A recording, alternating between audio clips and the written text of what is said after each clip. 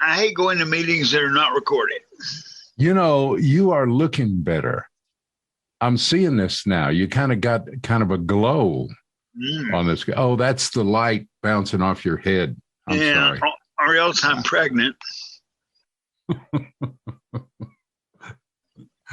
Oh, well, so I don't have to ask you, how's your love life, Roger? Well, I'm not pregnant. Oh, man. It's time for another of the big Roger Dykes Just Sayin shows. It's kind of a big deal. Yeah. I'm gonna ask you to be a little more chipper for the show today. We've had some people call in. Yeah, right. They said, what's up with Roger? He's not very chipper. So what do I tell these people when they call? This is not going on the podcast, but it could be because I've had the chip kicked out of me. Do not put that on the show. Hey, okay, so this is going to be a great show line, today. But don't put it on. Because we got places to take the people. That's true. And places to show the people about good things that are happening, and clearly, directly as a result of your newfound podcast stardom status. People are listening to what you say, Roger. Yes. Is it going to be the day of one-word answers? I'm excited. Is that what we're doing here today?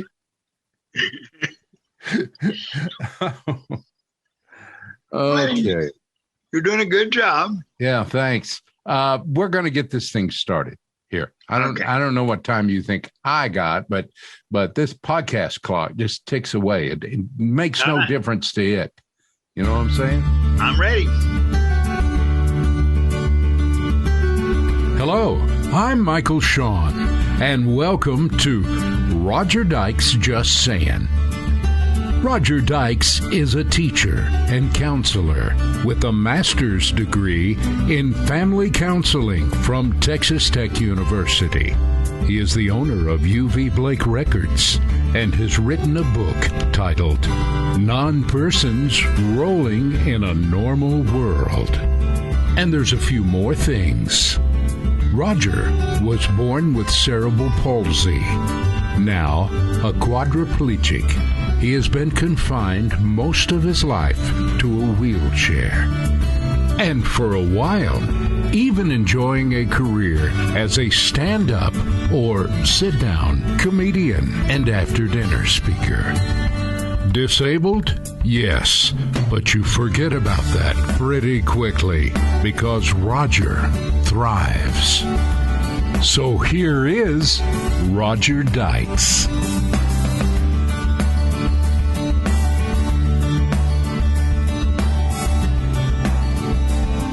Thanks a lot. I'm glad to be here. I'm glad our listeners are here. Michael, I'm glad you're here. Which is more words than he said since I got him on the line this morning. But good, Roger, you're turning it back on. Well, we're all glad that you're here. Roger Dykes Just Sayin podcast. And I think we got some interesting news items and news material to cover today. Right, Michael? Man, we really do. And you really, you throw the ball back to me, but you're the guy that has all this knowledge and information about some things that have taken place. If you're a first-time listener to this podcast, just know that Roger Dykes has been dealing with issues that kind of back him into a corner on silly things like being able to get out of bed every day or having something to eat or drink or, well, we just won't go into all that right now. But believe me, folks, if you heard all this, you'd think, that's silly. What does he need that for? Why does he need to be? Why can't he just sleep in his chair? Oh man. Oh, so forgive me, Roger. I just kind of went off up the trail just then. But the point is that the state of Texas is listening, And by proof of that, you have been to, I got this right here, Roger. I got this written down because on a podcast, you can't lie. Everything's got to be ship shape, I's dotted, T's crossed. Are you ready for this?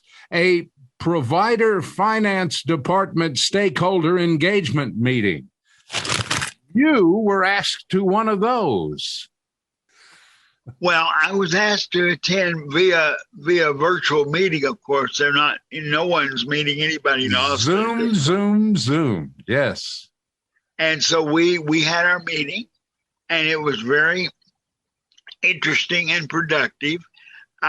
It was supposed to take up to 2 to 3 hours because of the number of people who had requested an opportunity to speak before this group. Now, let me explain to the listeners, and for that matter to you, what this committee does is to determine the rate that we are allowed to pay our caregivers. There is a top dollar. I won't go into specifics, but there's a top dollar that is very, very low by comparison of what people can make in the right. In other words, world. The world has changed.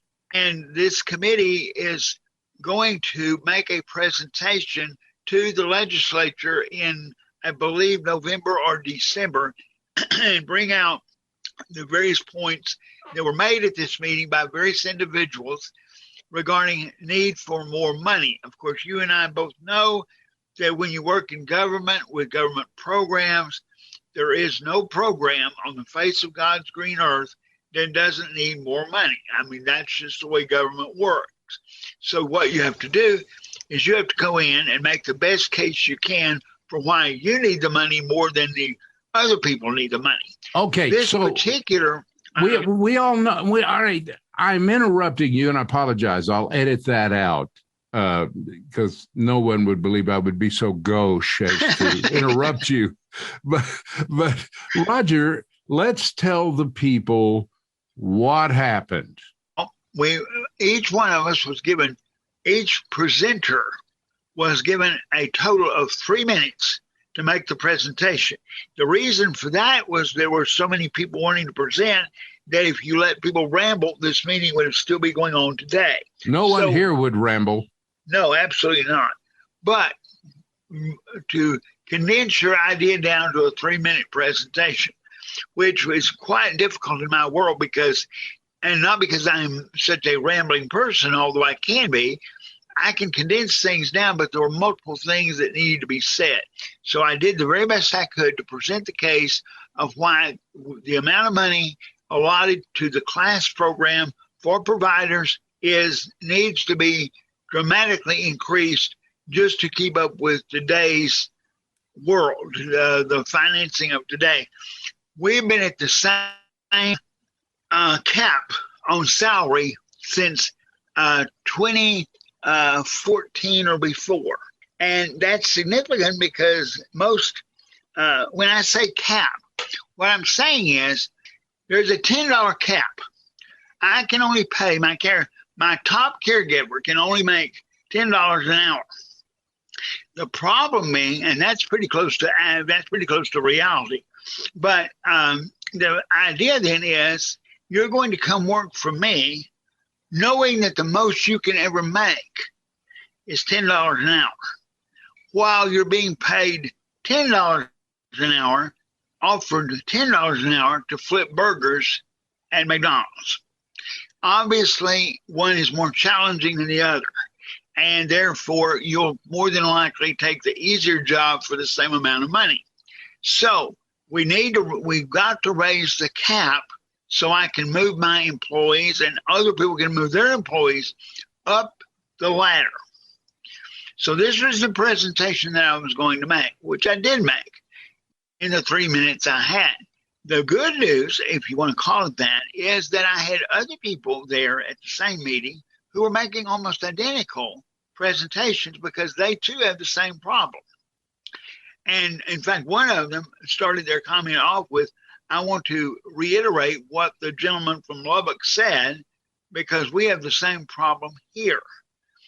and a couple of them were in Austin. They were agencies and representatives of agencies. And they said, if you think you got trouble in other places, in Austin right now, the city, and I don't know if this is legal or just in law or just what they're doing, but basically they said the minimum wage in Austin, Texas is around $15 an hour. Now, if you want to try to get someone to come work for you for 10 when they can make 15 doing anything else on the face of the earth, it's going to be very challenging. And that's the reason the cap needs to be raised. So I think what's really interesting here is that up until now, even with this podcast, you have been very much what I would call a voice in the wilderness. Not sure how many people felt exactly that's the way I you have did. felt. I don't know. Just sure of what's happening to you. And now all of a sudden they open up a room for a bunch of people in similar situations as you, and everybody's saying the same thing. Isn't there a message there? I mean, it's not necessarily raise taxes. It's spending the revenues that you have in a more proficient way. I mean, does anybody ever bring that up?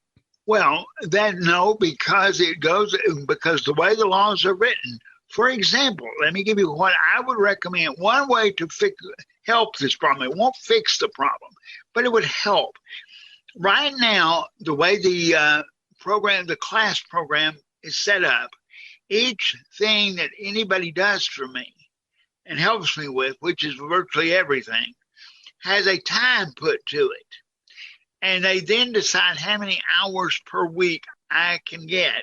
And then that's how much money I can spend per hour. All right. That is a very unproductive way of dealing with this. What they should do is really complicated. It's extremely complicated. It's very complicated, and it's so phony because let me ask the listeners, and I'll ask you, Michael, how long did it take you to brush your teeth today? I don't mean generally, I mean to the minute. Yeah, to the second, literally. Yeah. And who knows? No one knows, including me, And so they're asking me to put a time frame on the number of minutes it takes for someone to brush my teeth, and then multiply that times 7 or 14 or whatever, depending on how many times you brush your teeth a day, and then multiply that times the month, and that's how much they're going to give. That's how many hours they will give you just for brushing your teeth. Excuse me, Roger, but that's ridiculous. Okay, I agree with you. But a better solution, if they weren't wanting to micromanage it, a better solution would be to issue block grants.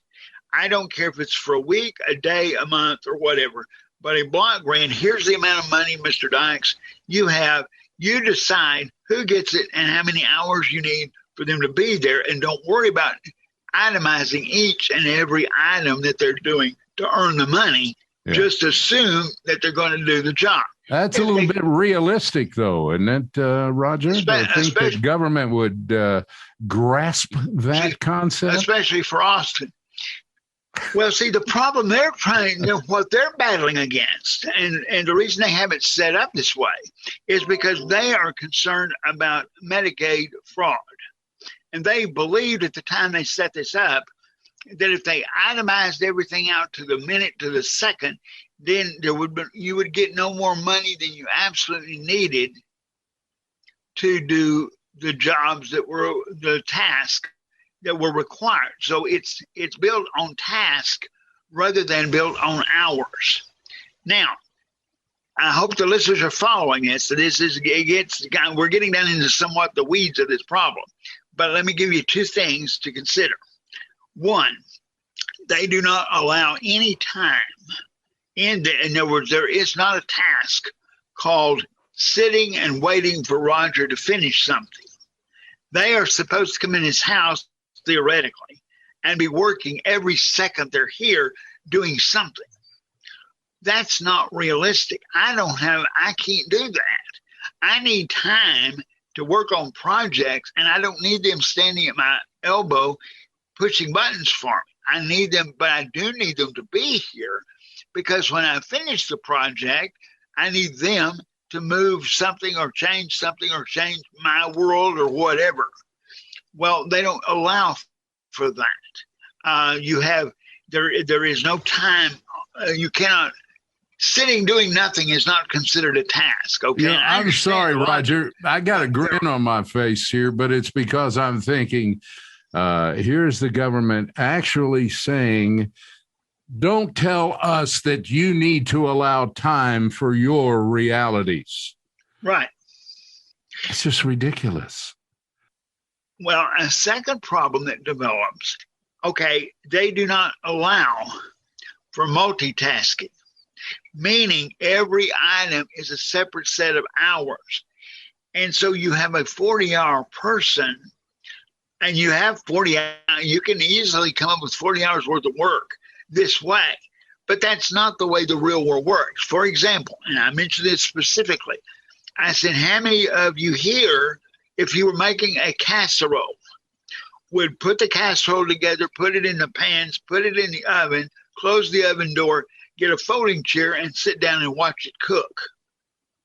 No one does that, because while you're letting the casserole cook, you're doing the laundry, you're vacuuming the floor, you're doing other things at the same time.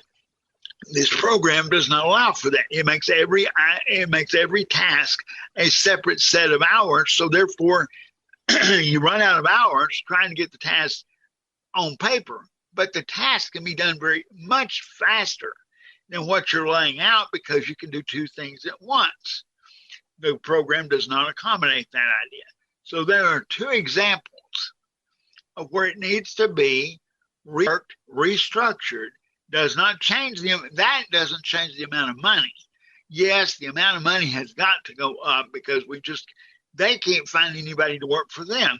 I did not know it until I went to this meeting, but the administrative staff that is hired to run these programs by the various agents, private enterprise agency, not government, they are on the same limited budget that I'm on. They can't pay an accountant more than $13 an hour, $15 an hour, whatever their top value is, and they can't find anybody. Nobody wants to work for that small amount of money because the real world has come up and paying a lot more. Yeah. So, and the cost of your average master's degree. I mean, you just any way you want to measure it, it's not worth it to go to work for that. No, it is not. And that's why I'm hoping that now maybe they do this every year. Maybe the same people go and maybe the same people complain the same way and nothing ever changes. I don't know that. This is my first rodeo on this.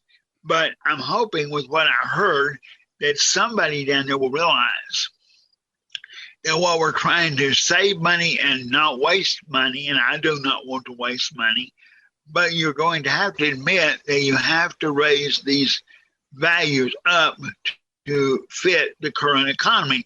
And the way inflation's going right now, by the time this gets to Austin into the next level of meetings in November or whenever, October, November, the cost of living is going to have risen considerably. And even the numbers we were discussing, or they were discussing more than me, the actual numbers may not be enough even then.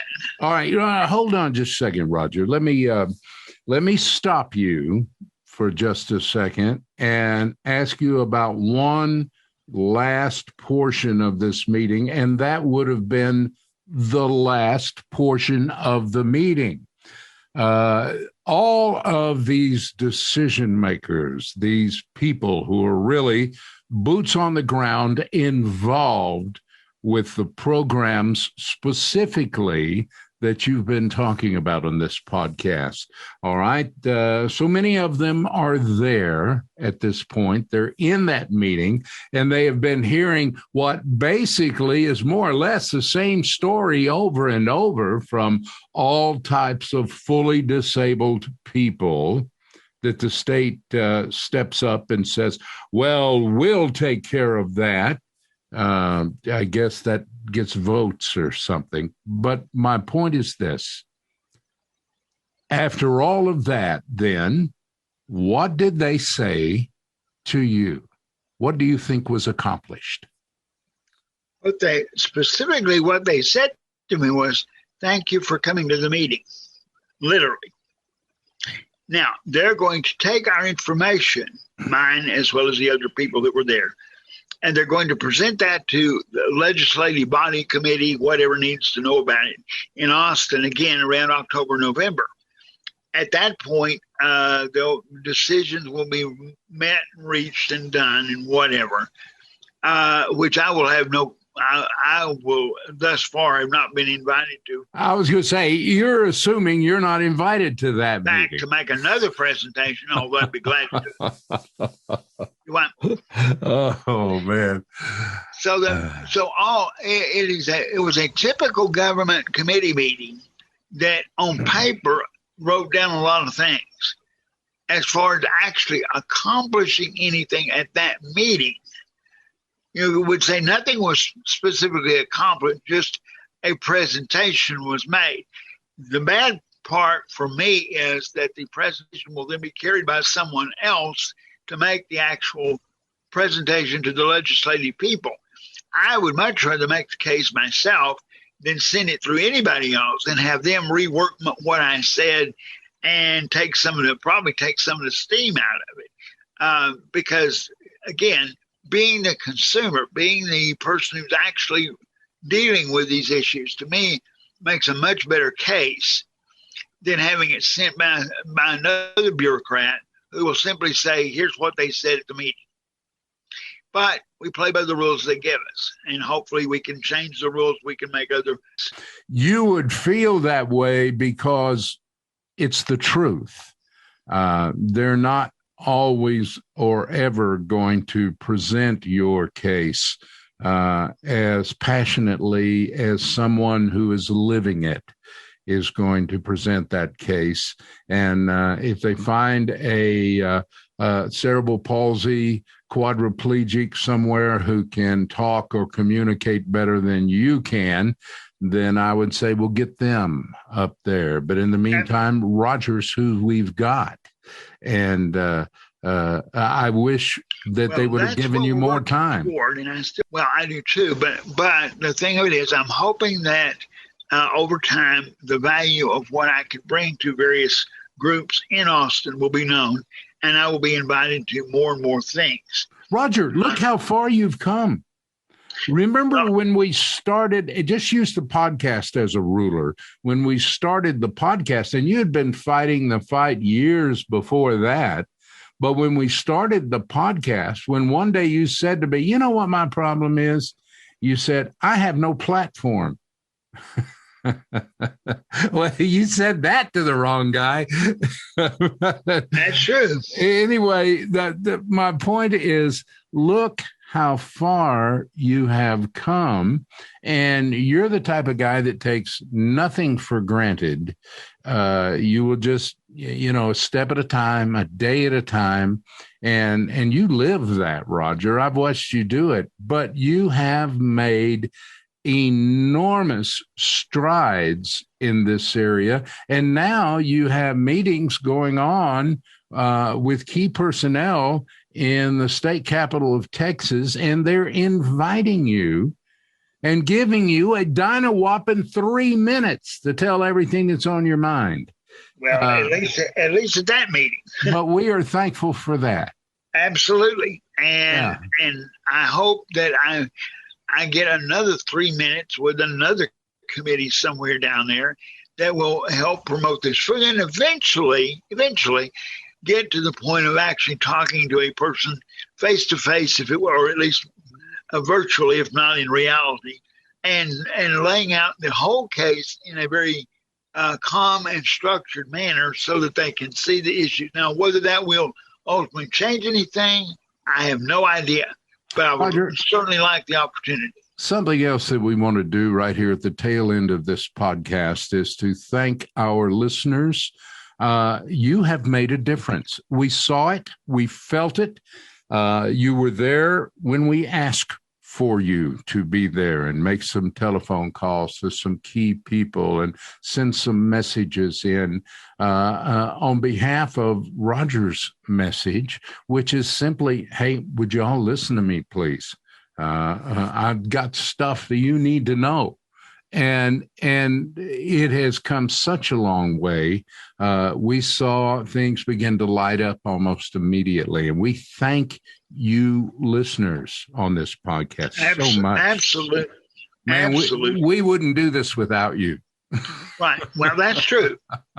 So, if it were not for the listeners, you and I just talk on the phone. Yeah, there you go. Roger, we're out of time on the almighty podcast clock here. But thank you, man. You've had a really, really knockdown, drag out, busy week. You've had a lot of stuff going on and too much of it really just to cover here, but a lot of issues. Man, it all comes right back home to you, and you are literally struggling to survive. I'll say it. Roger will probably slap me around later. Well, but I'll say it. It has become much more of a struggle for me personally when I lost contact with my family through death and disease and so forth. That I'm now having to deal with all these issues that at one time were just part of my normal life and built into getting fixed. Now they're having to each one become a challenge in and of themselves. But I want to thank two groups very much. I want to thank the listeners for their support, and I want to thank the state of Texas for the programs they've got out there. We are always grateful. We remain grateful through all of this. Absolutely. You are a dear friend, Roger Dykes. I am so glad we got to get another podcast under our belt here. And thank you for your time today, sir. All right. Well, thank you, and thank the listeners for listening in. All right. Bye-bye. You've been listening to Roger Dykes Just Sayin. If you'd like to get a message to Roger, his Facebook account is listed as Roger Dykes. Become a friend, or you can send your questions and comments to rogerdykes51@gmail.com. That's ROGERDYKES51@gmail.com. Our podcast reveals a new episode every 3 weeks. Rollout is on Wednesday evening, shortly after dark, Texas time. Join us next time for our next episode of Roger Dykes Just Sayin. I'm Michael Shawn. On behalf of Roger Dykes, thanks for listening.